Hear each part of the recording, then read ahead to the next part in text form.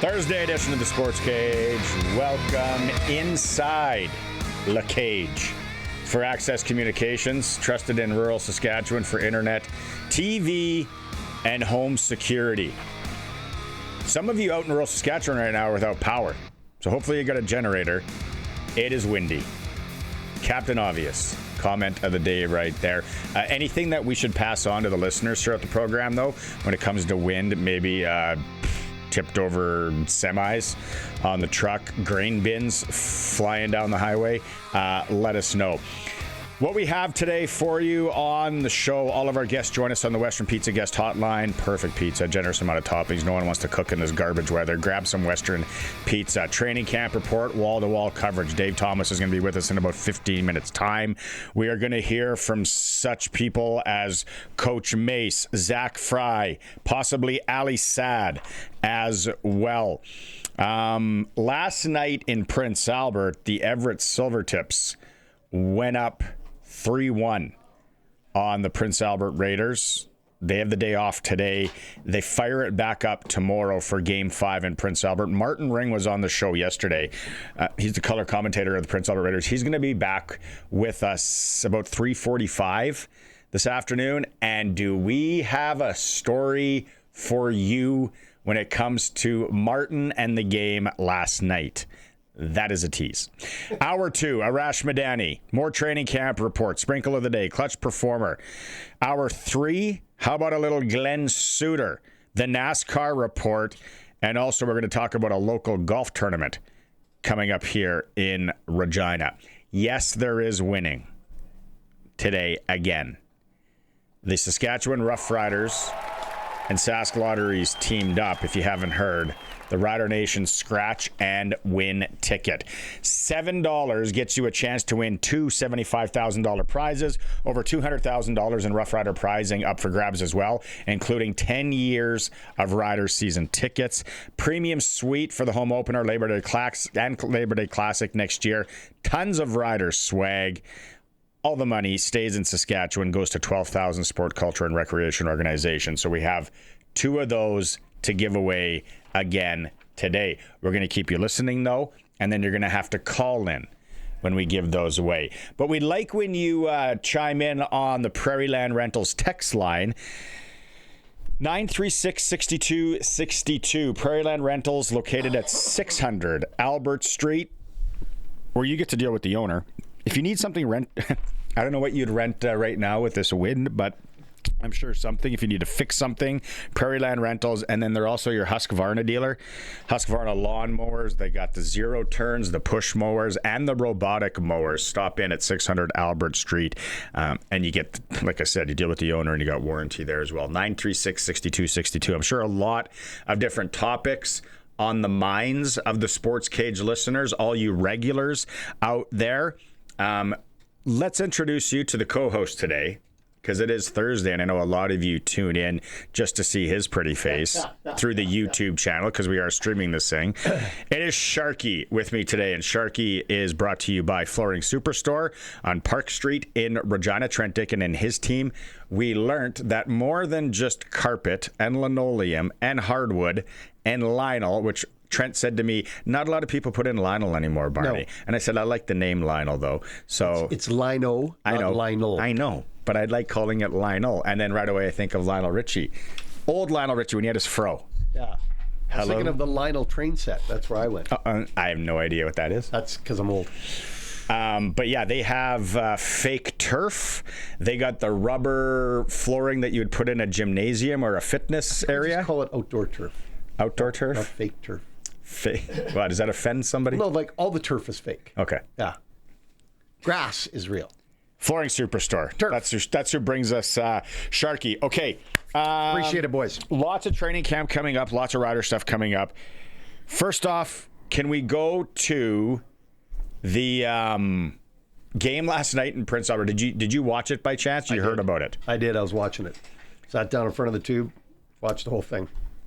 I haven't seen, and I know Martin Ring's coming up in a bit, the 2 minutes of just bad luck. Of disqualified goals?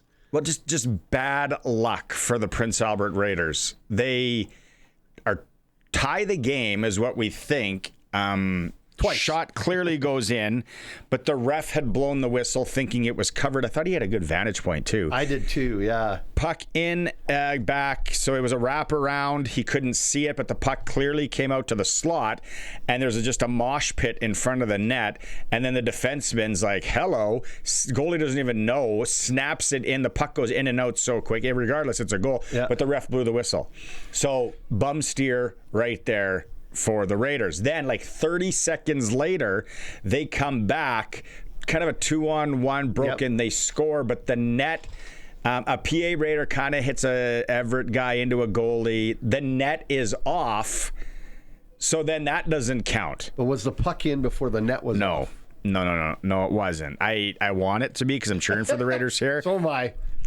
And then it's just unfortunate because I don't know, what is it, like a minute and a bit after that, two PA Raiders in their own zone, 2 players lose edges, within 2 seconds. And within inches of each other. Within inches. It's like they both stepped on a penny. Yeah, one guy comes to the half boards, blows his buddy's like, don't worry, I got this. Oop, I blow an edge.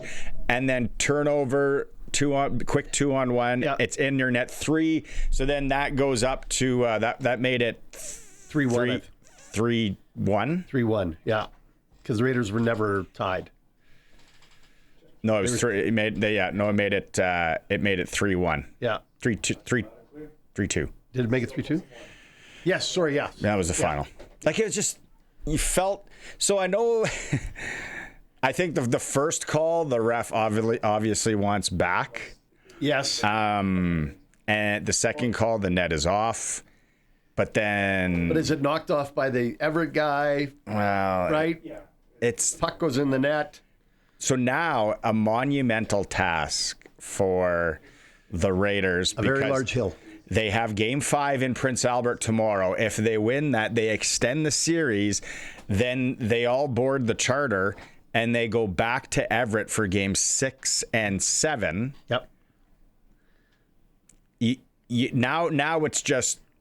You just want a chip in a chair. That's right. That's all you want. The first thing is we have to win tomorrow. You know, the Raiders got to be, and they got to be positive because I thought they played with Everett as well as they could. Like, Everett wasn't remarkably different than the Raiders. They just scored on their chances, or the whistle wasn't blown before the puck went in. So I think the Raiders are right there. They just need to go shift by shift tomorrow, right? Everybody do their 30 seconds, and let's make this happen. They won in Everett Game 1.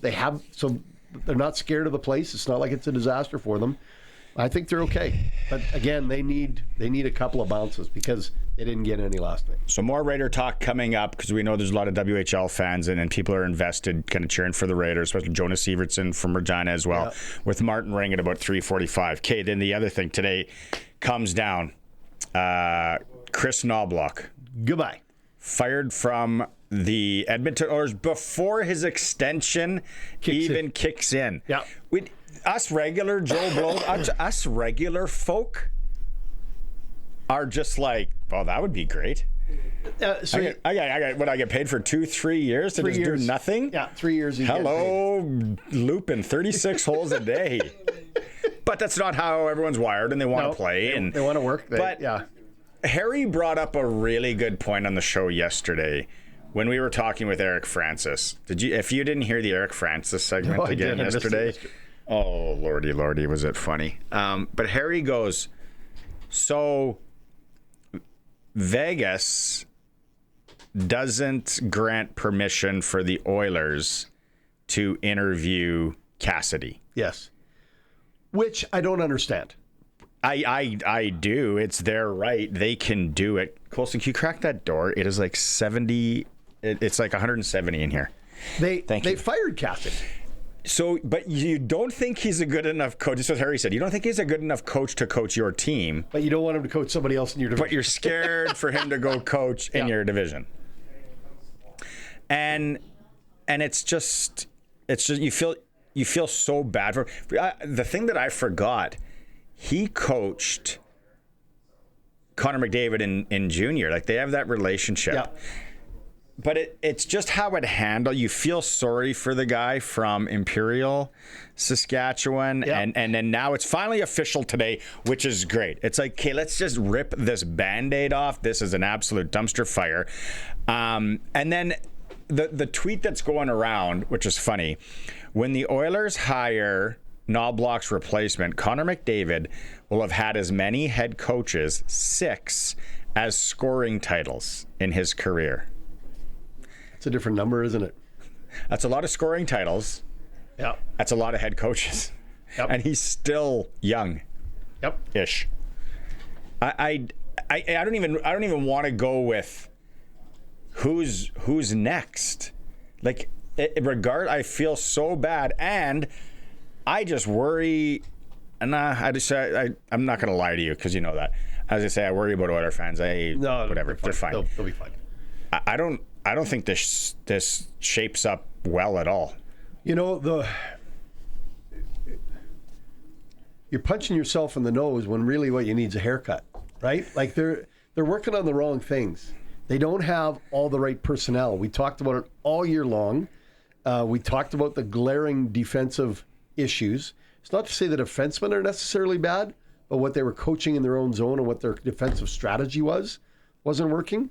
If that's the case, and you think Knobloch's in charge of that, you let him go.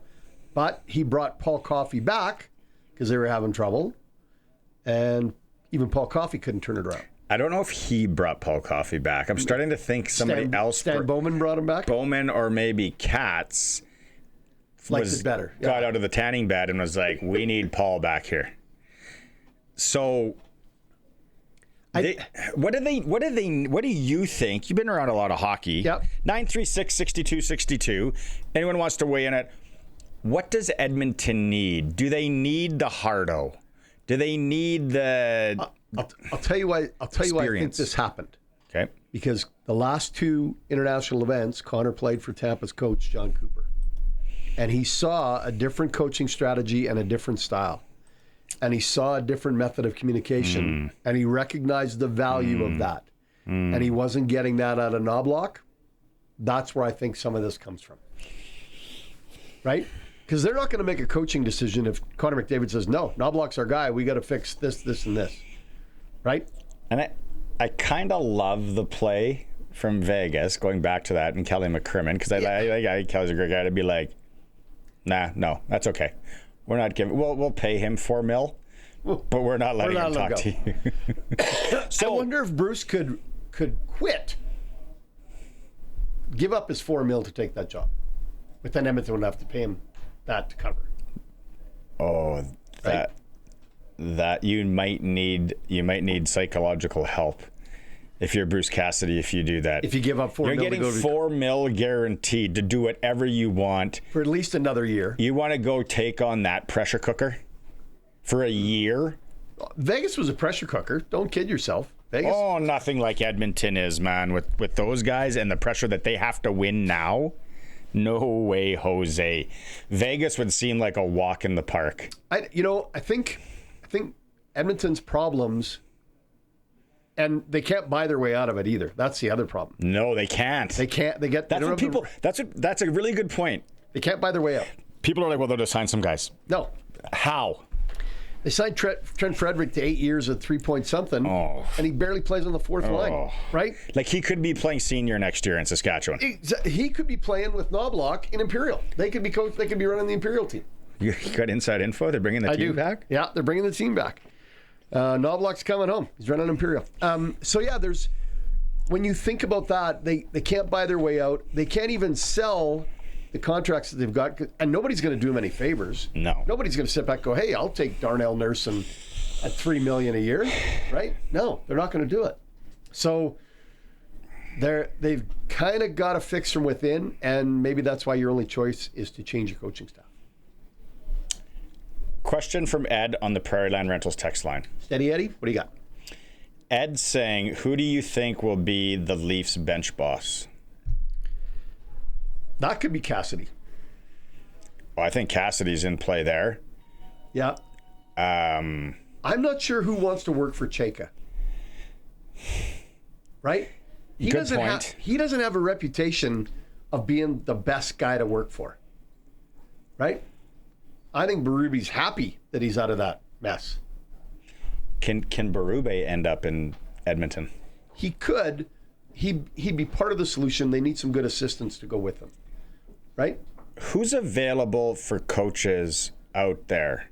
Well, How about first How about Patrick Waugh in Toronto? Oh, or Edmonton? I can't see that in either place. No. I don't see that either way. I know a lot of people talk about Pete DeBoer. Pete DeBoer's never won anything. That ship sailed. I've lost a lot of money when Pete DeBoer was part of the Dallas operation and then Vegas. Yeah. And I'm like, what? Did I get hit in the head? Did I go away for a few years? Did this guy actually win something? No. So I don't know who ends up in Toronto. I think that might be a Matt Sundin brings in, and you said Cheka. Yeah. Doesn't have. He's going to bring in an analytics lover. One, that's the thing. Coaching isn't just analytics. You got to have a feel for what's happening on your bench. You got to feel for who's hot. Oh, you have to. Right? Who's not? Who's having a good day? Who's having a bad day? You can't go. He scored 2 on the power play last night, so he gets to play there today. It doesn't work like that. He might have celebrated those 2 a little hard, right? He gets the night off. Playing guilty's hard. So I don't know who comes into that spot. Toronto to me is the biggest mystery as to who's going to be their head coach. I think you're going to find, whoever they bring in Edmonton is going to have some great assistants come with them because that's going to be the priority. Oh, James is getting number guy on us here. Okay. Hey boys, ridiculous wind. Thought about riding one way today, Uber back home. This Knobloch firing, they owe him 7.5 over the next 3. In business, you lose 7 sheets, you got to answer for it. Yep. It's time for the GMs to be let go and not just the head coach, regardless if your last name's Bowman. Who cares? Then he also says Nugent Hopkins will have had 10 coaches in 15 years. There were some coaches that I saw from Edmonton in the Ken Hitchcock. Yeah, he had a cup of coffee. Like he did 2 weeks. I was like, oh, thank you very much, Mosh, for turning the fan on in here. Trying to get the temperature back under. 10 coaches in 15 years. Minor hockey kids don't even have that in 15 years. No. There's usually a double up of some sort. Or Dad does it a couple times anyway, right? Yeah. That's nuts. Good text, James. Yeah. Good text, by the way. Finding the next coach is not, and recycling is not necessarily the answer, right? So, Berube, we've mentioned guys who are already in the league. It may be somebody from outside the league like Knobloch was. It might be somebody in the American League that's had some great runs. Luke Mullinder just sent it on the bat phone to you and I. Okay. Guys, nobody wants to work in Edmonton. Best part about Edmonton leaving. I live in Regina, and I grew up in Saskatoon, so I can't really judge. Throw stones from where we're at. I didn't grow up in Laguna Beach. Yeah.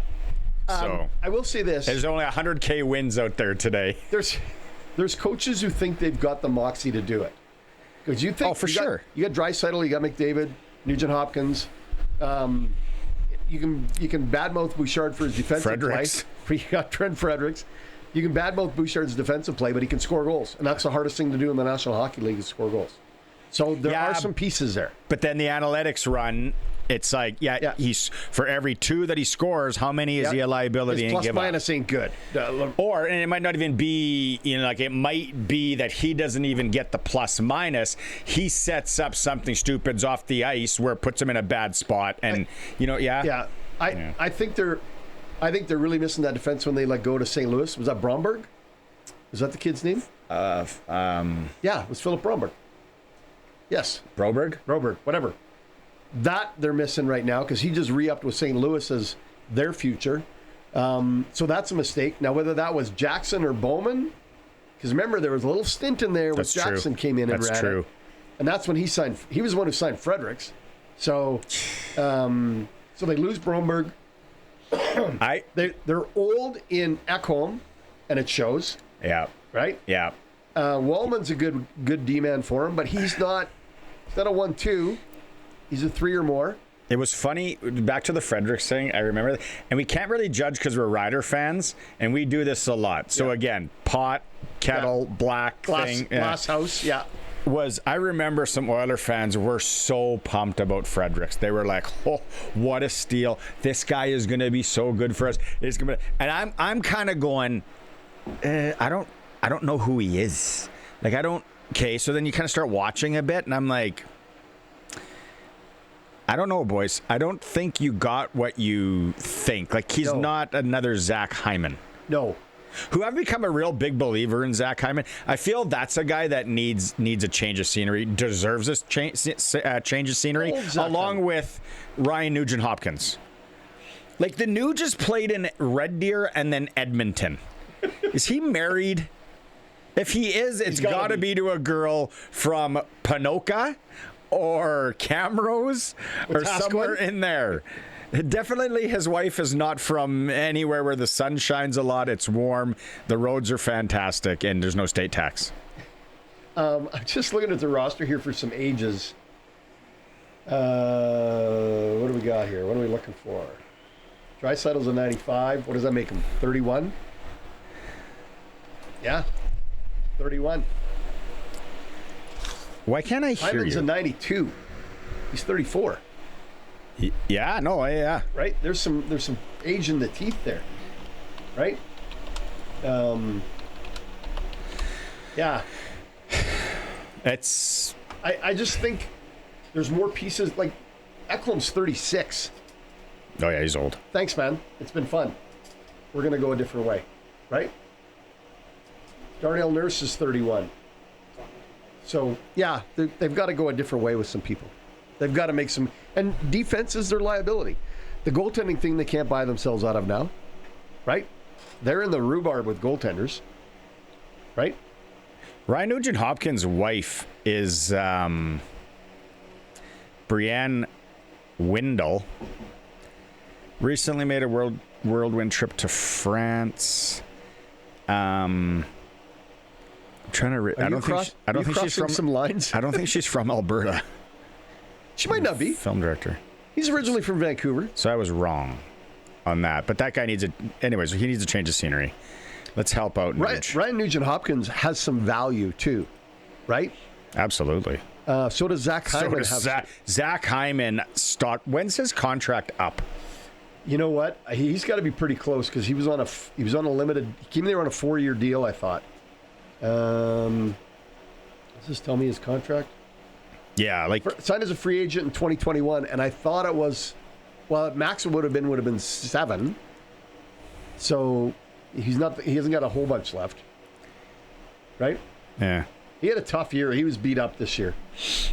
He's in for 2 more years. 2 more? That's what I thought. Yeah. So you got to, if you're gonna do this charade again next year, and bring in a new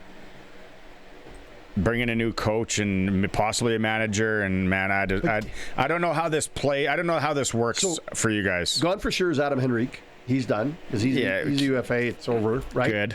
But they need to keep like Pod Colson, right? That guy's come around. His stock. But there's another guy that it's like, how many times have the Oilers fallen for? Did he have a great playoff? Did he look so good? And then all of a sudden he disappears.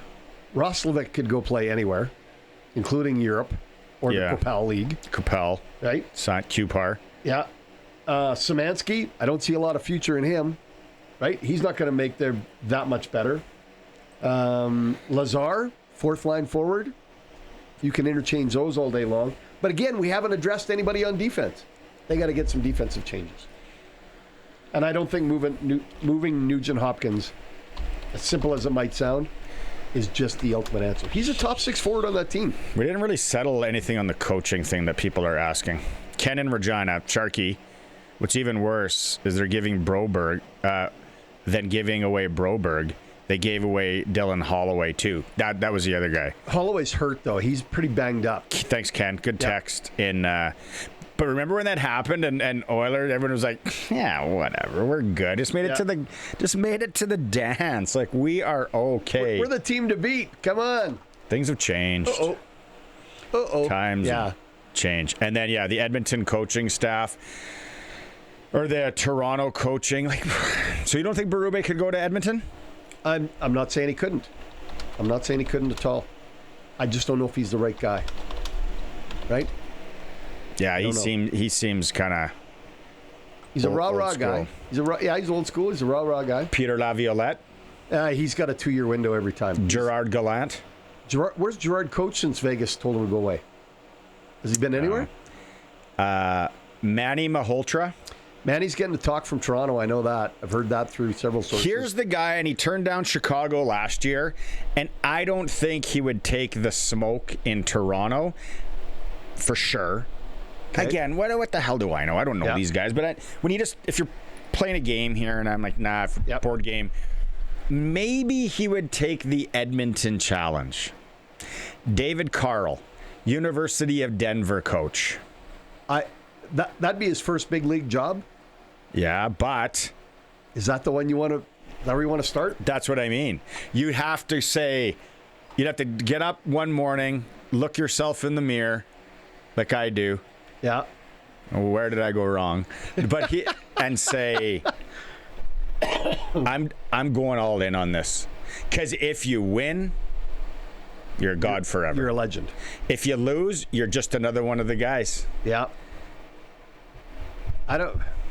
There's not a name that is jumping out at me as the solution to this that's available as a head coach. Right? He's our resident clown, but sometimes he's got funny messages, Jeffrey. They need the 2025 version of Victor Tikhonov. That guy had really bushy eyebrows. He did. At least the guy that played him in the movie Miracle did. He stood in front of the bench. That was my other favorite about Tikhonov. Yeah. Stood in front of the players. Yeah. All right. That's a lot of hottie talk. 936-6262. Prairie Land Rentals text line. Keep them coming, what you think. I know a lot of you are waiting for Rider Camp reports, so we'll go to break and we'll come right back with that. It's the Sports Cage for Access Communications on this Thursday. We're back. Access Communications on Thursday. Windy Thursday. Around Saskatoon. Keep us updated if you see anybody. Oh, Jeff and Weyburn wants to talk. He wants Jeff wants 7 hours of Rider talk. And then we get the other text message where people are like, hey, do you know that there's a game? And I got it. It's tough. If you've ever done a 3-hour sports show, you know. Yeah. Most of you, I think, haven't. I haven't. I used to think a 30-minute TV show, sports TV show, like because the last minute stuff you got to get on. I thought that was tough, and then this. It's a lot some days. Not when you're here. You know what? When Colson's buzzing too. Yeah, you guys were good this week. I listened a few times. It was nice. We're okay. Yeah. Okay. We'll get all these text messages that are coming in on Berube and the coaches and all that. We'll get to those in a bit, but we got to go out. Western Pizza guest hotline. Double sponsor read here. It's Training Camp Report from the Red Zone Sports Bar behind the Travel Lodge in Saskatoon, where I heard things can get a little interesting in the evenings in the parking lot there. Dave Thomas is with us, and is Luke back in the house? There he is. He's on his phone. He's placing a bet. Wow. Luke was on assignment. We sent him to Calgary. I said, you got a good spot that we can eat in Calgary. I didn't know you were going to go to Calgary to find out. Yeah, it takes a lot to be the color commentator for the Rider broadcast. So one of my responsibilities I take quite seriously is making sure that we always have a good spot to eat. So. I got a memo that we can't call you that anymore. I got a memo that we have to call you football analyst. Yeah. Well, here's what we were trying to avoid. Saying best color guy in the CFL, because that's real close to best colored guy in the CFL. What's wrong with that? What? And you dress really HR is calling. HR is calling. Be careful. Yeah, because your people services division will. I just want to avoid it. Ask them to guess what nationality I'm in. That's always a fun game to play with them. Well, Barney, you don't even know that you're not 5'10". What are you? He's 5'6". He's 5'10". Can I leave now? You can if you need to. Yeah, you've had enough. It's really hot. It's really hot in here. It's pushing like 93 right now in the studio. So if you see sweat coming down, it is legit. How bad was the weather up there today? Who wants to take that question first? I don't think it was bad. There was a little bit of rain to start the day, but it tapered out before they reached the midpoint of the workout. It wasn't windy or anything. Much different story now, but it was raining a little bit, but not bad. Yeah, actually, it was perfect football weather, to tell you the truth. It was overcast, a little bit damp. And I felt like it was a good pace to practice. Definitely not the wind and tornado scenario apparently going down in Regina. That sounds bad. Yep, it's bad down here. Yeah. I'm putting rocks in my pocket. So what would they, like when you have a day like that, and whoever wants to take it, are they working on like the ball security? Obviously, the kickers are kind of getting a little different test. The snap, the hold, all that. What were they kind of doing a lot of that? I'd say yes early.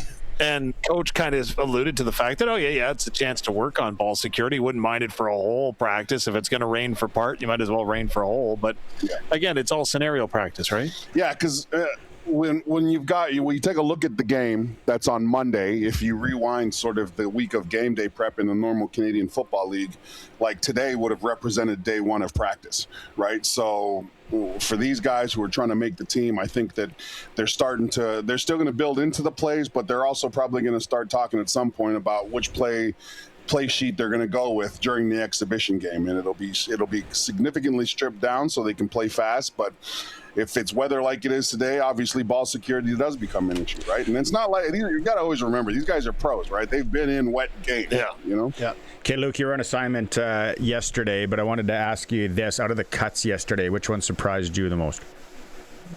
None of them.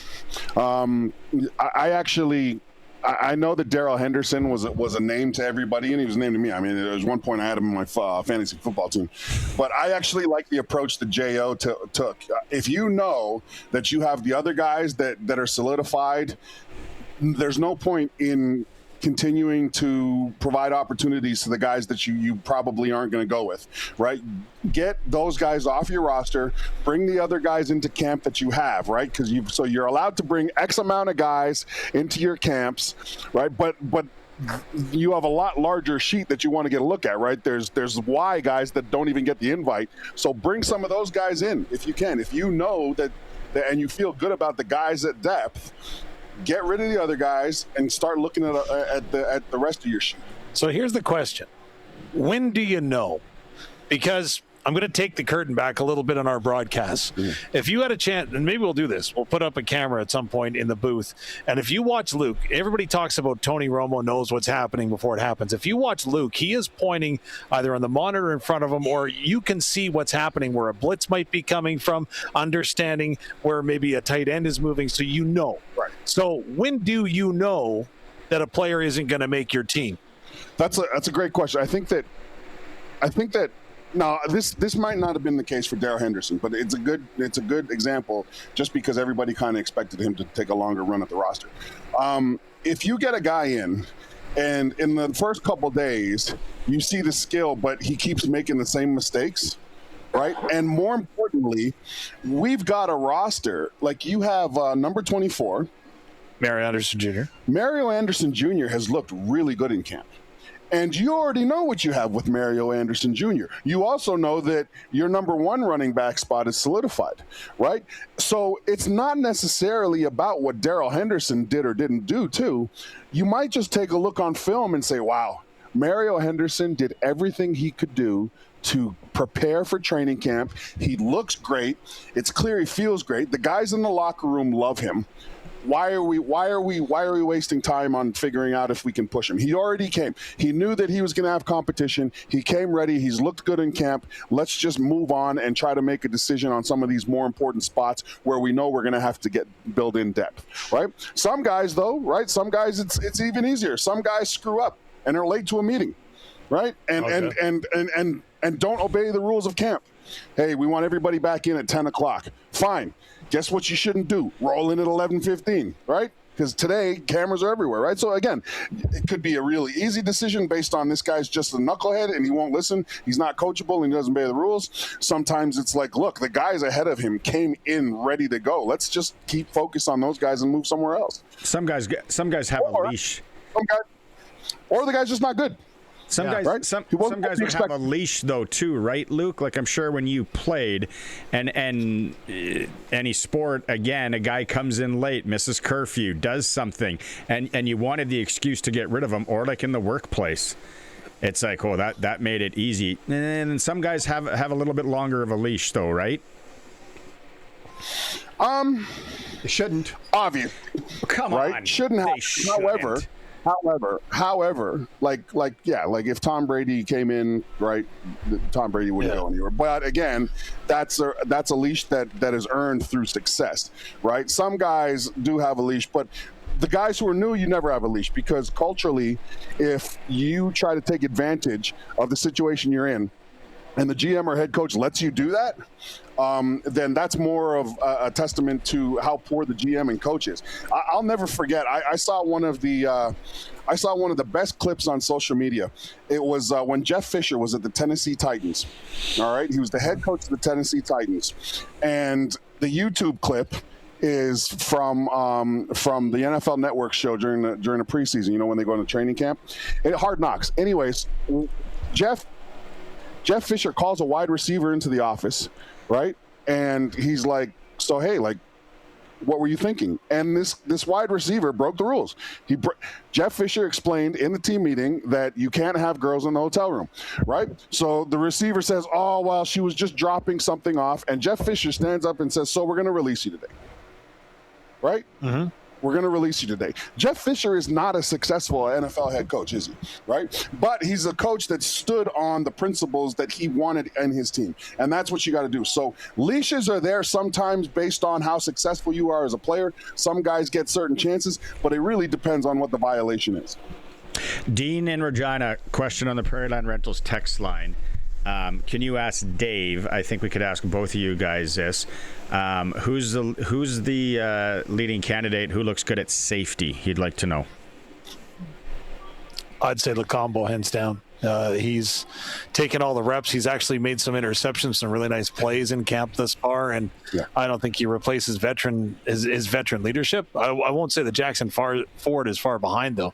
Jackson's pushing him, but Nelson's responded thus far in my eyes. Yeah, you always like it when you have some real quality. Like Jackson Ford is a good player, right? And more importantly, both players are really young. But you're right. I think Nelson Lacombo right now, I think he didn't jump in and just star in the role when he got the opportunity. He took some time to come along, and I think at the end of the year he was a really productive safety, and I think that he continues to improve. And I would be shocked if he wasn't the number one guy right now, right? And it's going to be interesting too, because again, this is a team and this is a coaching staff that's shown that, hey, like, when they put guys on their depth, especially in the secondary, those guys are expected to play in other spots and sometimes down low at the linebacker spot as well. And I think Jackson Ford's a terrific football player. So if he doesn't start, I see him contributing in a significant way on the defense, not just on special teams.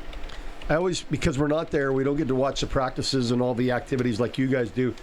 Who's the surprise? Who's the one that really stood out for you in the last day or so, offense or defense, whatever? Who's the guy that we should maybe pay attention to extra on Monday? First. Me? I'm going to go with your guy. Go ahead. Okay. Jalen Tait on the defensive line, number 90. Yeah. Luke pointed out, he says, like, this guy has been dominant. He hasn't been here the entire camp, but the last couple of days he's really stepped up.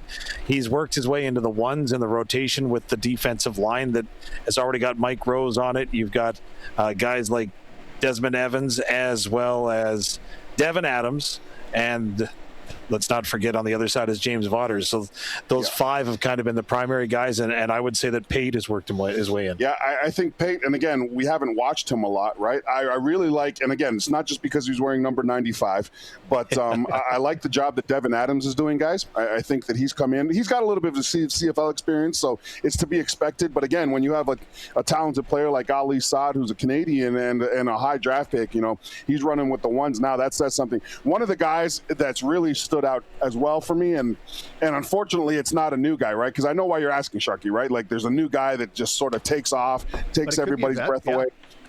Well, that's what I was about to say. I think number 62, Peyton Collins, our left tackle, I think he's going to have a fantastic year. He looks great. I can't hear you. Got injured and came back into the lineup. I thought Collins was fantastic at that left tackle and just solidified that whole offensive line. Yeah. Any other big shocks?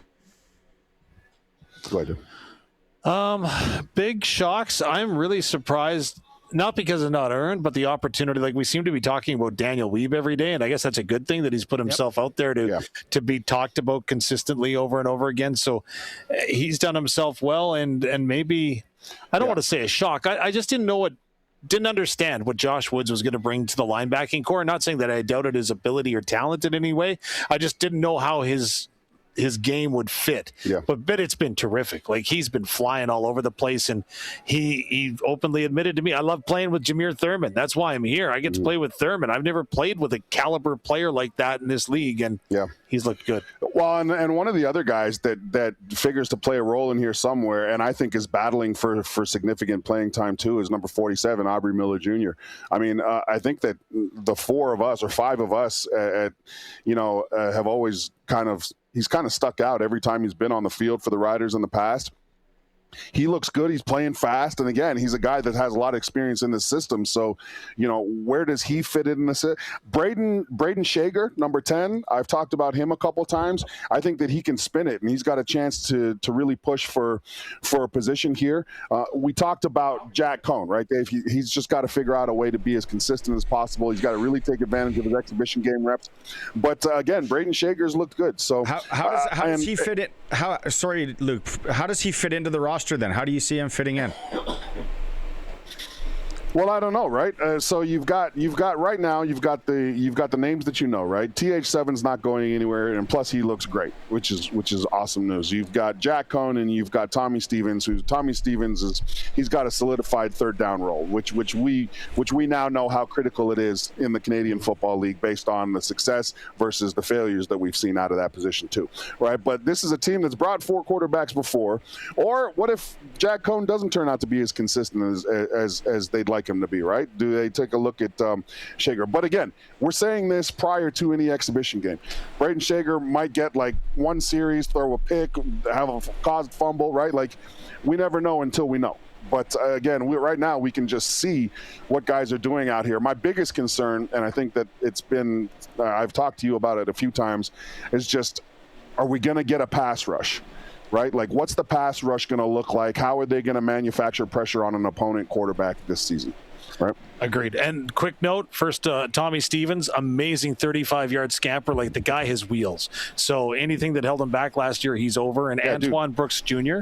Oh, man. Wow. We should have talked about him. Well, here's the problem. Like, look at the situation. You've got Antoine Brooks Jr., Aubrey Miller, you've got Thurm, and you've got Josh Woods. Right, that's 4 linebackers who are all good players, right? And there's only 3 linebacker spots, so you got to figure out a place to, that competition is good. I love the competition at that linebacker position. Okay, boys, coming up to the clock. Are you both with us in hour 2? Unless I get fired, I'm thinking of it. Yeah, hopefully. As long as you guys aren't gonna ramble on about the terrible Edmonton Oilers coaching scenario. Nobody wants to coach there, guys. It's over for those guys. At some point, you're gonna have to realize that it's the players too, folks. I got this. That's where that call came from, Dave, from HR. Yeah. Okay, I'll call them back at news. Yeah. It's not a big deal. Oh, well. You win some, you lose. It was a good run, boys. It was a good run. Okay, talk to you guys in hour 2. Try the nachos. Red Zone Sports Bars bringing us our training camp reports located behind the Saskatoon Travel Lodge. You get and watch the game there. Any game. Most screens in Saskatoon, it says. Excellent food. The Red Zone Sports Bar. Okay, we're going to go to break. It's a SportsCage streaming through our YouTube channel at sportscage.com. As we heard, it was a wet one this morning up in Saskatoon for Rider Camp. Coach Mays talked on his thoughts on playing in the weather and practicing some ball security.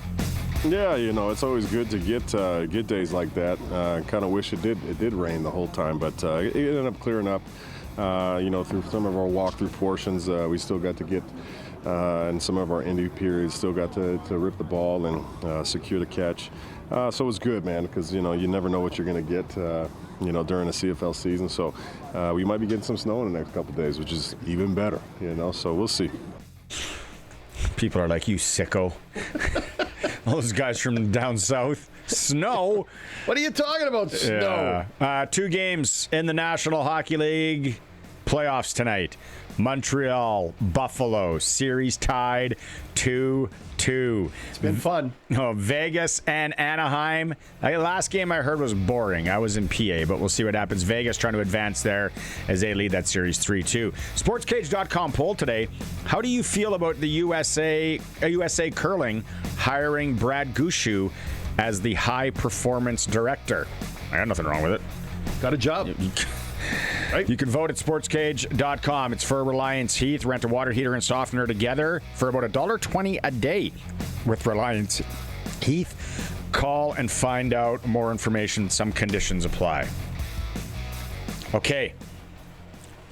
Here we go, Colson. What do we got? Here we go. Right now. Okay.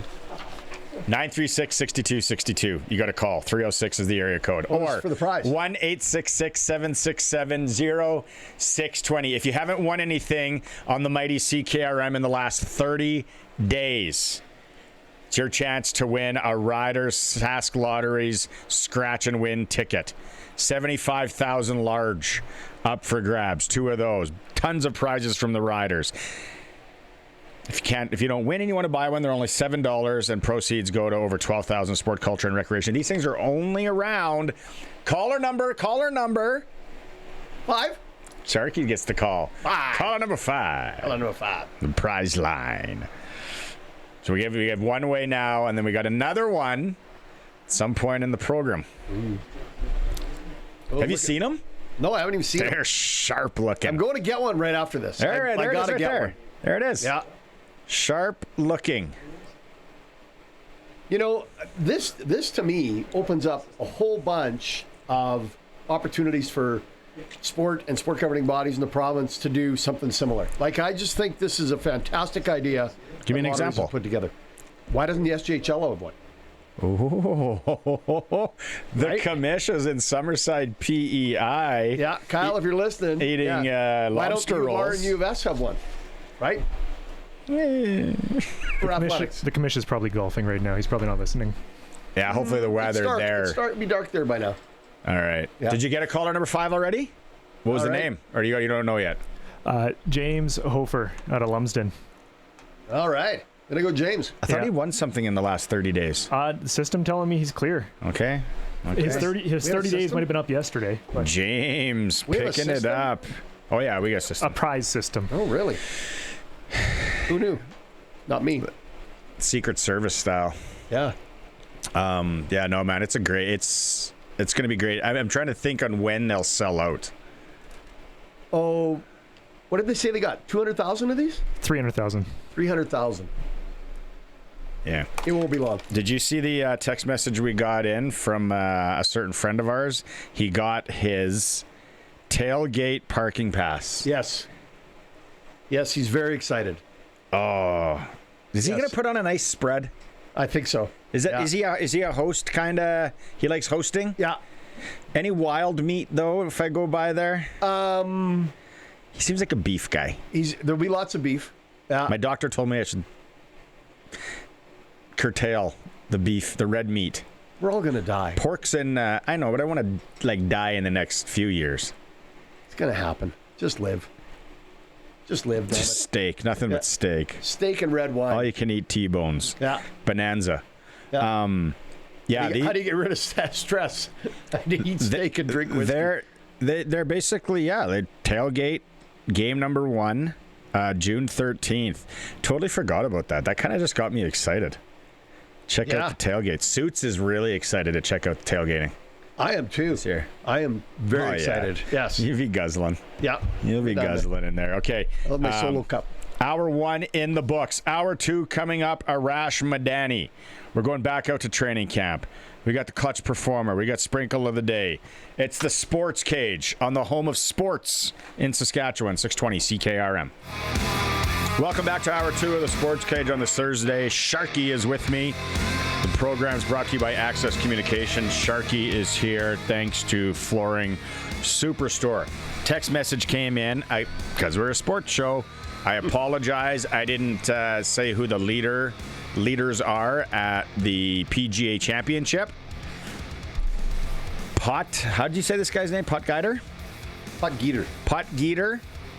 That would be how I'd say it. Jaeger, Minwoo Lee, Justin Thomas, and now Scotty Scheffler. Who's Jesus? And Hisasun from Japan. Oh. All -3. Scotty Scheffler just made a birdie. I didn't bet on him, so I'm just like, get lost. Scotty Scheffler. Top Canadian. Go away.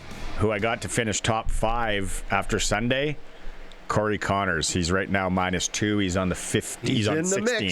He's in the mix. He is in the mixer. PGA Championship update. And then also, James says Luukkonen stays in goal for Game 5 tonight against the Habs. Arbor is going to beat someone up tonight. Write it down, James. James in a feisty mood. James is angry. Yeah. James, when we have one of those...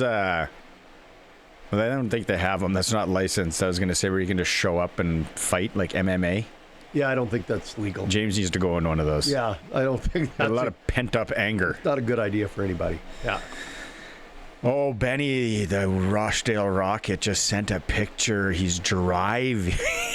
I can't say what he says, but it looks like he's in a sandstorm. No, I guess I could. He basically says he feels like he's in a certain desert, and he's driving on a Saskatchewan road, and it is just, look at it. Can you see? No, I can't see it. Well, look over here. Well, I got to move. It looks like that. That's what it looks like out there driving on the highway. Yeah. Be careful.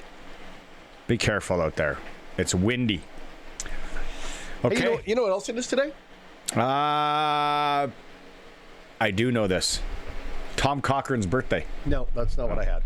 No. It is National Caesar Day. Oh, Last Mountain Distillery. Who doesn't like a nice Caesar? Their dill pickle vodka boss. Yeah. See, I had a couple last night. I thought National Caesar Day's in June. No, May 14th it said. Yeah. I think they run something in June. It's also my dog's birthday today. Which one? Vegas. How He's old? 11. 11. Best bird dog in the field. 11, as my dad would say, or my Guido. Yeah. Okay, let's get going with Arash. It's time to go coast to coast with Arash Madani for Smart Investing Solutions. Be smart with your money. Call Brian Gawley at Smart Investing Solutions, 546-2533.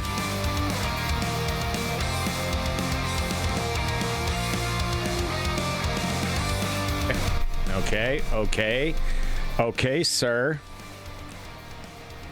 You lost a bet. Yeah. The regulars that listen to the program know that you lost a bet. You will have to take a pie in the face. Yes. What kind of pie are you going to go with? I don't know. I now have to think about that. Probably something very whipped creamy. Yeah, smart. Yeah. Lemon meringue? No, too sticky. Too but it's sticky? delicious. I'm okay if you go buy one of those tinfoil things with just the pie crust in it. You might want to bake it a bit for effects, and then just get a can of that whipped cream. Like if we ever have one at the house, my kids just drink it. Put that in there and just let someone smash you in the schnoz. I'm okay with that. I am a man of my word. We will get that done. That is a promise. Can we make sure we do it on Thursday when I'm here, though? It's got to be on Thursday. Next Thursday. Yes, I don't want to miss it on a Tuesday. Fair, Sharky. Yeah. So, I just checked the score. So, Flin Flon beats my beloved Furrow Bearcats, which is that. But Flin Flon wins, but they're eliminated and the Bearcats advance. I just don't like how this... you have to win by goal differential. You're encouraging people to run up the score. I don't like that. Goals for and against, like a good fastball tournament. Yep. Well, how else are they going to do it? Right. Yeah. Nah. And then that's guess. when that guy started getting punched in the face and beat up because you're running up the score. Wait a second. If Flin Flon... Oh, yeah. You're right. Sorry. Oh, carry on. And Colson brought up a good point why maybe Flin Flon, because it's surprising that the SJHL team is out. Didn't even make the playoff round. Yeah. I'd like to know when the last time that happened at the Centennial Cup is. But Colson, kind of smart aleck comment. I'll let you go. I said it's because they're from Manitoba. Not bad. Not bad, Colson. And legit. Colson knows his audience. Yeah. Hey, Yeah. Hola. What a dumpster fire in Edmonton. Good. What's your take on those? Thinking about what your take is on this. It's a dumpster fire, but it's like kind of a let me count the ways in which this is all unfolded. Like, first of all, did you really think if you wanted to go talk to Bruce Cassidy that wouldn't leak?